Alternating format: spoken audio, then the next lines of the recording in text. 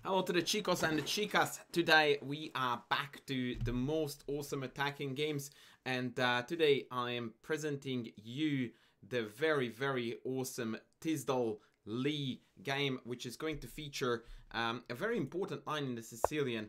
Despite the d4 kickoff with a little bit of a detour, we are arriving in the so-called pin variation of the Sicilian. Now, this variation has a not very bad, but a shaky / questionable reputation.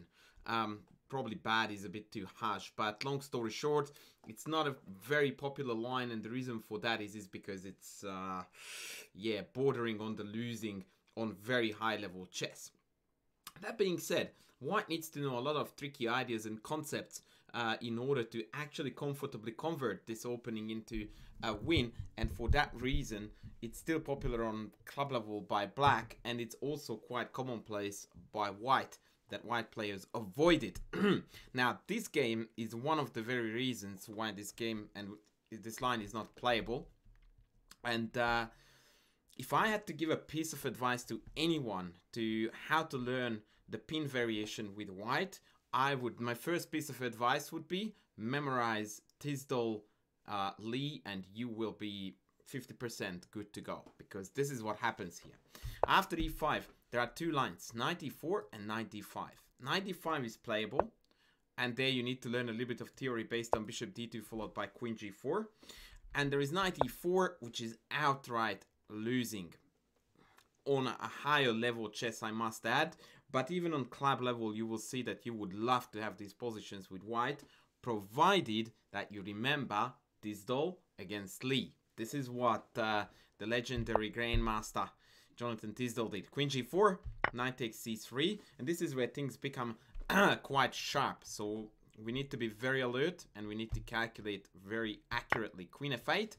Now, no good knight checks are available, because then we block with the pawn, and then bishop hanging, rook hanging, total disaster, not playable. So rook f8 is forced, and this is the moment where one needs to remember the key move, which is the only move for White to claim a sizable edge, and this is a bit of a daring move to make a3, where we are essentially forcing Black to use the double check and jump the knight away, which is exactly what happened in the game. Bishop a5 is the idea behind pushing the bishop back with a3, because now it's no longer covering the rook, and now we can just simply ignore, believe it or not, the double check, or the discovered check rather, possibility, and we go after the rook. And when you think that it's all over, you think it right, because after queen e7 we have got knight b3, and now the knight has nowhere to go without compromising the bishop, and if the bishop goes, we are going to get the rook and the knight as well. So that is the #1 idea. Now, what happened in the game was really awesome, because it allowed White to demonstrate a really marvelous attacking concept. Knight b5 check, takes b4, and knight takes d4. And now things are still looking a little bit hairy, because White is a piece down. What we have, excuse me, as compensation is the two bishops, very free and rapid development, and a tremendous amount of very weak dark squares, in fact entire diagonals, where this bishop can reign supreme, especially if we consider the fact that Black's dark squared bishop is already gone. But what White really needs to do here is to turn on the heat, and from here on out it's pedal to the metal. Bishop g5, queen b6, and bishop d3. White just keeps on developing, and now the plan is to castle and then introduce the idea of bishop h6, or play c3 and then bishop h6, hitting the rook on h6 really hard. Knight f5 was played. Black is hoping to bring the queen back along the 6th rank into the defense, but now comes something remarkably awesome, and that is basically the conclusion of this attack. And in many regards, and I didn't want to say this because I wanted it to be a punchline at the end of this video, I very much consider this game to be a modern version of the Morphy Consultants game. because this has got very similar concepts, but at points it's actually a little bit deeper. Knight f5 is a very bad move, by the way. Black's best chance, according to the engine, is d5. Whereupon after e d5, queen takes d5, I think best is castles, with the idea of bringing the rook into the game. And this is again why I brought up the Morphy analogy, because what you see on the board done by white is everything that Morphy taught us to do, and all of those things are fundamentally alive nowadays, which is rapid development, king safety, and initiative over material. So white is a piece down and yet is completely winning, because the rooks are slicing and dicing, the bishops are doing the same, and black has no time to actually complete development here.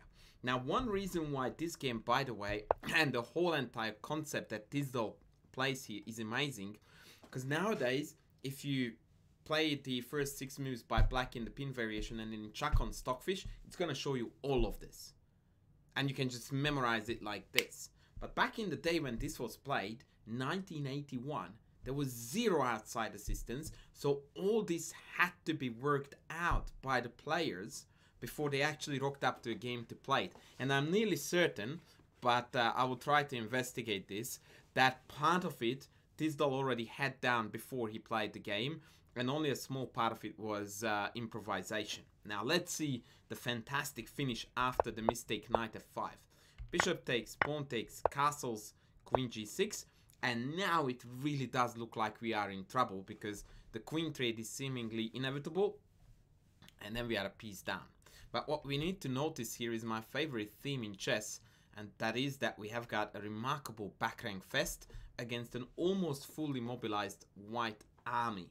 And that, ladies and gents, is your time to look for the crazy, and the crazy is going to come. Watch this. e6. What a move! Not only does it entirely ignore that the queen is under attack, but actually places the pawn freefold under attack as well. There is a very good reason why this game actually made it into the famous John M's books, which I think is the most amazing chess moves of all times, and this is one of them from the 100, and rightly so. An absolutely masterful touch by Jonathan Tisdall. Amazing move. I dare say that that is probably his greatest legacy up to date in chess. Just sensational. Let's see the idea. If queen takes queen, we take d7, and quite funny I mentioned the Morphy game, because we are actually going to deliver the exact same checkmate that happened in the Morphy consultant game with the rook and bishop combo, delivering the goods. So that was queen takes queen. Obviously pawn takes pawn allows queen checkmate on e7, so that's not playable, and takes on e6 like so immediately allows rook d8 mate. Last but not least, after queen takes we have got rook e1, and again the queen is a goner, and we still have this threat. Queen f6 is even a threat with a new mate on d8, just entirely unplayable. So Lee played no, he didn't play. Yes, he did play d5, which we responded to with rook takes d5, renewing the mate threat and renewing the hanging queen, or rather leaving the queen on prey. Very impressive. And after knight c6 came the cherry on the cake. Boy, what a move this is. Check this out. The pawn that has gone to e6 to be the hero of the day really wants to be the hero of the day, and rolling up to e7, creating again, or rather recreating the rook d8 mate threat. The queen is still under attack and it still can't be captured. Once again, if takes, rook check takes, let's go stylish and promote the rook to recreate the same checkmate. So that can't be done, but then what can be done, because e7 is also a mate threat on f8, so black is forced entirely to take with the knight. But this created a new motif, which is this knight on e7 that is very clumsy when it comes to defending back rank. And it turns out that after rook d8, king d8, queen takes f8, the knight is going to fall as well. And in fact, this is now forced mate in no more than 5 moves. And so that was the point when black resigned. I will show you how the game could have ended. Check, check. here, check. And now if the king comes to b6, then we have mate. I'll show you how that works. Check and checkmate. Whereas if the king goes back, then comes queen f8, bishop blocks, and queen takes e8 is the checkmate.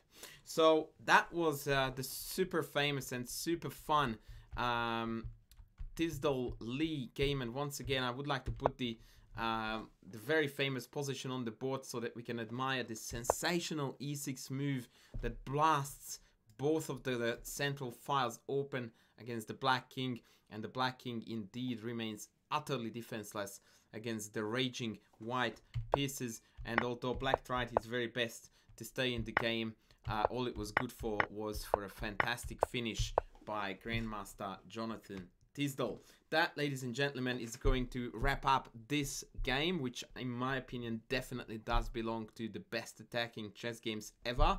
I look forward to seeing you in the next video. I will be coming back with many of these, and I have got a few more coaching videos as well, so exciting stuff is to come. Don't forget to like, to sub, to comment, please, to help the algo, and I shall see you soon. Thank you. Bye.